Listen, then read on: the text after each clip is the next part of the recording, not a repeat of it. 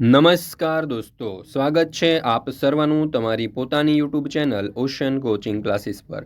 મિત્રો, આજે આપણે ધોરણ 8ની જે નવી સ્વ અધ્યયન પોથી આવી છે તે નવી સ્વ અધ્યયન પોથીનો જે ભાગ 4 છે તે ભાગ 4ની અંદર હિન્દી વિષય આપણને આપેલો છે અને આજે આપણે ધોરણ 8ના આ હિન્દી વિષયના પાઠ નંબર 6 ભરતનું સંપૂર્ણ સોલ્યુશન આપણે આ વિડીયોની અંદર જોવાના છીએ। મિત્રો, અહીંયા તમે જોઈ શકો છો કે ધોરણ 8ની આ જે નવી સ્વ અધ્યયન પોથી છે ભાગ 4ની તેની અંદર આપવામાં આવેલા દરેક વિષય જે છે તેના સંપૂર્ણ સોલ્યુશનના વિડીયો અને પીડીએફ આપણી ચેનલ ઉપર મુકાઈ ચૂક્યા છે। આ વિડીયો અને પીડીએફનો અભ્યાસ કરવા માટેની લિંક તમને નીચે ડિસ્ક્રિપ્શન બોક્સની અંદર મળી જશે, તો જરૂરથી તેનો અભ્યાસ કરી લેજો। સાથે સાથે આપણી એપ્લિકેશનમાં તેની પીડીએફ પણ મુકાઈ ચૂકી છે, તો જરૂરથી એપ્લિકેશન પણ ડાઉનલોડ કરી લેજો, લિંક તમને નીચે ડિસ્ક્રિપ્શન બોક્સમાં મળી જશે। ચાલો તો શરૂ કરીએ પાઠ નંબર 6 ભરત। અહીંયા તમે જોશો તો સર્વપ્રથમ સારાંશ આપવામાં આવેલો છે, ત્યાર પછી છે પ્રશ્ન નંબર 1 एक वाक्य में प्रश्नों के उत्तर लिखिए। पहलो सवाल, तपस्विनी बालक को क्या लालच देती है? तो जवाब आवशे तपस्विनी बालक को खिलौने की लालच देती है। बीजो सवाल, दुष्यंत भरत के किन गुणों को देखकर आनंदित हो रहे थे?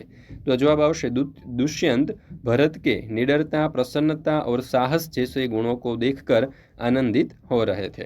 तीजो सवाल, दुष्यंत को किस बात का संदेह था? तो जवाब आवशे दुष्यंत को इस बात का संदेह था कि भरत कहीं उन्हीं का पुत्र तो नहीं। चौथो सवाल, भरत की सूरत किससे बहुत मिलती थी? तो भरत की सूरत दुष्यंत से मिलती थी। त्यार पछी पांचमो सवाल, तपस्विनी ने बालक सर्वदमन को कौन सा खिलौना दिया? तो जवाब आवशे तपस्विनी ने बालक सर्वदमन को मिट्टी का मोर दिया। प्रश्न नंबर 1 निम्नलिखित वाक्य कौन किसे कहता है लिखिए। पहलू वाक्य, अरे सिंह तू मुंह खोल, मैं तेरे दांत गिनूंगा। तो यह वाक्य बालक भरत सिंह के बच्चे से कहता है। बीजू वाक्य, हे प्यार बालक, सिंह के बच्चे को छोड़ दे, मैं तुझे खिलौना दूंगी। तो यह वाक्य पहली तपस्विनी बालक भरत से कहती है। त्रीजू वाक्य, सत्य है उसके काम ही ऐसे साहस के है, यह ऋषि कुमार नहीं जान पड़ता। यह वाक्य दुष्यंत दूसरी तपस्विनी से कहते हैं। त्यार पछी चौथुं, अरे अरे मत उठाओ, इसे मत छूना। यह वाक्य पहली तपस्विनी दुष्यंत से कहती है। पांचवुं, घबराओ मत, जब यह नाहर से खेल रहा था तब इसके हाथ से गिर गया था सो वो पड़ा है। तो यह वाक्य दुष्यंत पहली तपस्विनी से कहता है। त्यार पछी छे प्रश्न नंबर 1 शब्द समूह के लिए एक शब्द लिखिए। एमां पहेलुं, जिसे कोई डर न हो, तो जवाब आवशे निडर। बीजू, पत्तों से बनी कुटिया, तो जवाब आवशे पर्णकुटी। तपस्या करने वाला, तो जवाब आवशे तपस्वी। चौथुं, जो कभी पराजित न हो, तो जवाब आवशे अपराजित। पांचमुं, सबका दमन करने वाला, तो जवाब आवशे सर्वदमन। छठुं, समुद्र तक पृथ्वी को जीतने वाला, तो जवाब आवशे चक्रवर्ती। सातमो सवाल है बड़े भाग्य वाला, तो बड़भागी। आठमું, जिसने अपनी इंद्रियों को जीता है, तो जवाब आवशे जितेंद्रिय। ત્યાર પછી 9મું છે શાદીशुदा स्त्री, तो અહીંયા જવાબ આવશે વિવાહિક। मन की कामना, तो मनोकामना। ત્યાર પછી છે પ્રશ્ન નંબર 2 दिए गए प्रश्नों के उत्तर लिखिए। एमा पहलो सवाल, ऋषियों ने बालक का नाम सर्वदमन क्यों रखा? तो जवाब आवशे बालक वन के पशुओं के बच्चों के साथ निडर होकर खेलता था, उसके इसी साहसी और निर्भीक स्वभाव के कारण ऋषियों ने उसका नाम सर्वदमन रखा था। बीजो सवाल, दुष्यंत बालक के प्रति क्यों आकृष्ट हो रहे थे? तो जवाब आवश्यक कि बालक स्वस्थ, सुंदर, निर्भीक तथा हठीला था, उसकी इन्हीं विशेषताओं पर मुग्ध होकर दुष्यंत उसके प्रति आकृष्ट हो रहे थे। त्यार पछी त्रीजो सवाल, दुष्यंत ने पूर्ववंशीय जीवन की कौन सी 2 रीतियां बताई? तो दुष्यंत ने पूर्ववंशीय जीवन की ये 2 रीतियां बताई। वे युवावस्था में महलों में रहकर पृथ्वी की रक्षा और पालन करते हैं, અને બીજું, वृद्धावस्था में वे तपस्वियों के आश्रम में वृक्षों के नीचे कुटी बनाकर रहते हैं। चौथुं, बालक को देखकर दुष्यंत क्या सोचता है? तो जवाब आवश्य बालक को देखकर दुष्यंत सोचता है कि वह बालक अवश्य किसी तेजस्वी वीर का पुत्र है। जब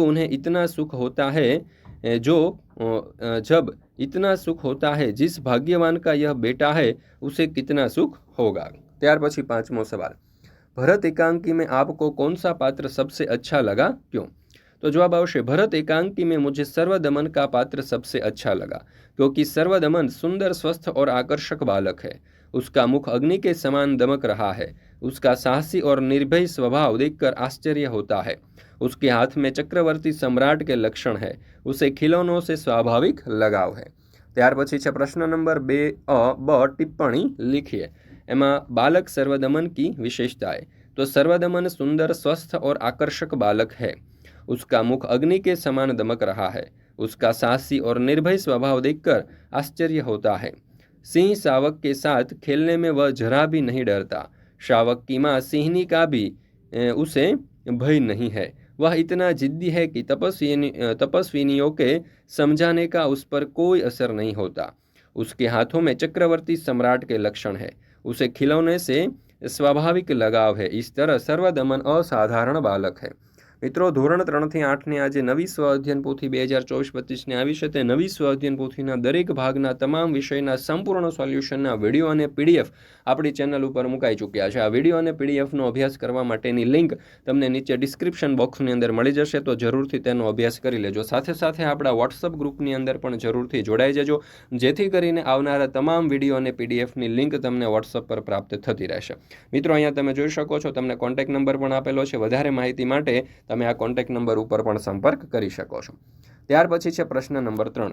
निम्नलिखित परिच्छेद को पढ़कर पूछे गए प्रश्नों के सही विकल्प चुनकर बॉक्स में सही का निशान कीजिए। तो અહીંયા તમે જોઈ શકો છો કે આપણને એક પેરેગ્રાફ આપવામાં આવેલો છે। આ પેરેગ્રાફને તમારે ધ્યાનપૂર્વક વાંચવાનો છે અને સમજવાનો છે। એના ઉપરથી પહેલો સવાલ, नदियों की तुलना किसके साथ की गई है?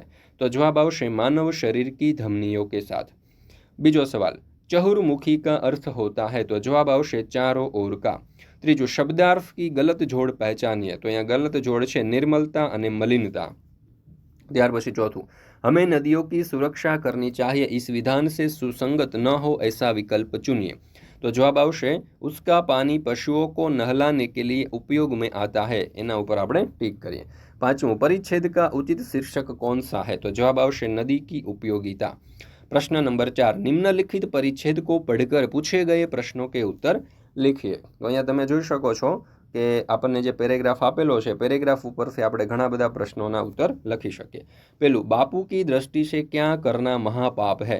तो जवाब आवशे बच्चों को पीटना बापू की दृष्टि में एक महापाप है। बीजू, बापू बच्चों के सुधार के लिए कौन सा मार्ग बताते हैं?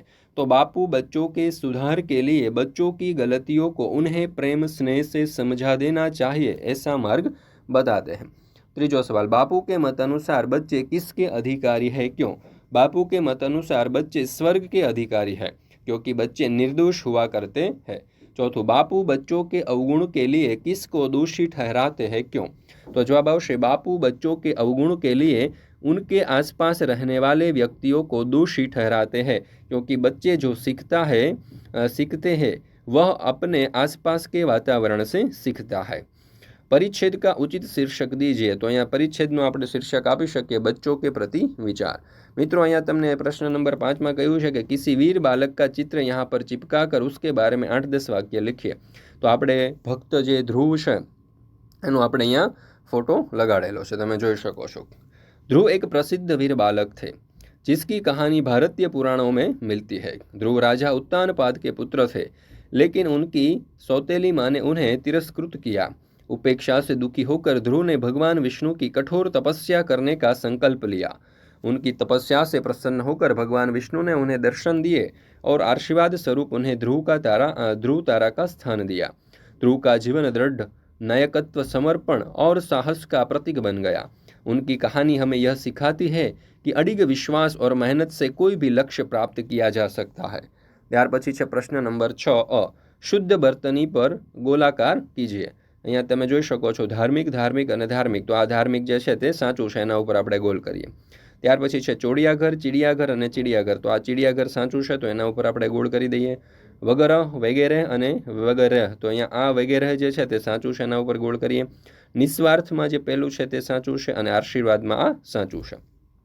ત્યાર પછી प्रश्न नंबर 6ब, उदाहरण के अनुसार सार्थक शब्द लिखिए एवं शब्द के वर्णों से और अधिक शब्द बनाइए। जो અહીંયા તમને આપેલું છે દાર ઉણ હ, તો ઉદાહરણ અને એના ઉપરથી બીજા શબ્દો બનશે ઉર, દા, હરણ, ઉદર, હર અને રા। એવી રીતે ત્રિન, धा, प्रम, તો પ્રધાનમંત્રી, એમાંથી પ્રધાન, મંત્રી, મંત્ર અને ધાન વગેરે જેવા શબ્દો બને। र, ग, स, ह, म, તો તો મહાસાગર, અહીંયા સાગર, મહા, મગર અને સહારા વગેરે જેવા શબ્દો બનશે. ત્યાર પછી હ ગા બ દ ર, તો અહીંયા બંદરગાહ, એના ઉપરથી બંદર, દરગાહ, દર, રાહ વગેરે જેવા શબ્દો બનશે. ય કા તા કુ લ શ, તો અહીંયા કાર્ય કુશલતા, એના ઉપરથી કુશલ, કાર, કર, કુશલતા, લતા વગેરે જેવા શબ્દો બનશે. ત્યાર પછી છે પ્રશ્ન નંબર 6 ક, સહી શબ્દ કા પ્રયોગ કરકે વાક્ય પૂર્ણ કીજીએ. માને અભી મિર્ચ નહીં કૂટી, તો અહીંયા દીર્ઘઈ કુટી આવશે. તપસ્વી आश्रम में कुटी बनाकर रहते थे, तो यहाँ रसवई कुटी आवशे. बीजू इसका रूप अग्नि के खाली जगह, तो यहाँ आवशे समान. आपका खाली जगह उठाकर इधर रखिए तो सामान. त्यार पछी त्रीजू राम के खाली जगह लक्ष्मण और सीता भी वन में गए, तो साथ. सप्ताह के खाली जगह दिन होते हैं, तो यहाँ जवाब आवशे 7. घोड़ा और खाली जगह सवारी के काम आते हैं, तो हस्ती. महात्मा गांधी की गणना विश्व की महान खाली जगह में होती है, तो यहाँ दीर्घ अस्थि आवशे, सॉरी रस्वई अस्थि. त्यार पछी छे प्रश्न नंबर 7. उदाहरण के अनुसार शब्दों के लिंग परिवर्तन करके उन शब्दों का वाक्य में प्रयोग कीजिए. कवि, तो कवयत्री, एनु कविनु स्त्रीलिंग कवयत्री थशे. हवे बंनेना वाक्य जोईए. पहला कविनु वाक्य, तो आज के लोकप्रिय हिंदी कवि सुमित्रानंदन पंत है. ने बीजू कवियत्री उपरथी, तो मीराबाई कृष्ण भक्ति शाखा की प्रमुख कवियत्री है. त्यार पछी बीजू आपणे आ जोईए गुरु, तो गुरुनु स्त्रीलिंग थशे गुरुआइन. तो गुरु उपरथी वाक्य बनशे गुरु ने प्रसन्न होकर मुझे एक मंत्र दिया, अने एनुं स्त्रीलिंग थशे गुरुआइन ने प्रसन्न होकर मुझे एक मंत्र दिया. लेखिकानुं पुल्लिंग थशे लेखक, तो लेखिका परथी वाक्य बनशे लेखिका एक नवलकथा लिख रही है. लेखक परथी वाक्य बनशे लेखक नवलकथा लिख रहे हैं. विधवा जे छे एनुं पुल्लिंग थशे विधुर. विधवा उपरथी वाक्य बनशे वह एक विधवा है, अने विधुर परथी वाक्य बनशे वह एक विधुर है. त्यार पछी छे भवदिया अने भवदीय. भवदिया जे छे एनुं स्त्रीलिंग जे छे पुल्लिंग ए भवदीय थशे. तो वाक्य જોઈએ तो इस संबंध में भवदीय आपको सूचना देगी. अने बीजू वाक्य बनशे पत्र के अंत में भवदीय शब्द का प्रयोग होता है. सम्राट, तो सम्राज्ञी. सम्राट उपरथी वाक्य बनशे वे यहाँ के सम्राट है, अने सम्राज्ञी परथी बनशे वे यहाँ की सम्राज्ञी है. सातमું છે चौधराइन. चौधराइन उपरथी बनशे चौधराइन पानी पी रही थी. चौधरी परथी बनशे चौधरी पानी पी रहा था. भगवान अने भगवती. भगवान परथी बनशे उसकी पुकार सुनकर भगवान तुरंत आ गए. ने भगवती, भगवती परथी बनशे भगवती के मंदिर की शोभा बड़ी प्यारी होती है. त्यार पछी प्रश्न नंबर 8. निम्नलिखित वाक्यों में से विशेषण ढूंढिए और उसके प्रकार लिखिए. ओम चतुर लड़का है, तो चतुर ए विशेषण है ने गुणवाचक विशेषण थशे. श्याम 20 किलो का आटा लाया, तो 20 किलो ए परिमाणवाचक थशे. सानिया बाजार में थोड़ी चीनी लाई, तो यहाँ थोड़ी ए परिमाणवाचक थशे. साहिल के 5-10 रुपये हैं, तो 10 ए संख्यावाचक थशे. पांचमું कुछ लड़के उद्यान में खेल रहे हैं, तो कुछ ए परिमाणवाचक थशे. त्यार पछी इतना जानिए आपने आपेलू छे मित्रों. अने अहींया आपणे आ जे पाठ छे हिंदी विषयनी स्व अध्ययन पोथीनो ते पूर्ण करीए छीए. फरी मळीशुं आपणे जे स्व अध्ययन पोथी छे तेमां हिंदी विषयना एक नवा पाठना संपूर्ण सोल्यूशन साथे. विडियो पसंद आव्यो होय तो लाइक करवानुं, तमारा मित्रों साथे शेर करवानुं, सरस मजानी कॉमेंट आपवानुं भूलशो नहीं. अने साथे साथे आ विडियो जे छे तमारा तमाम दोस्तों सुधी शेर करजो, जेथी करीने तेओ पण आ स्व अध्ययन पोथीनो एकदम कलरफुल फॉन्टनी अंदर जे आपणे छापेला अक्षरोनी अंदर सोल्यूशन आपेलुं छे तेनो अभ्यास करी शके.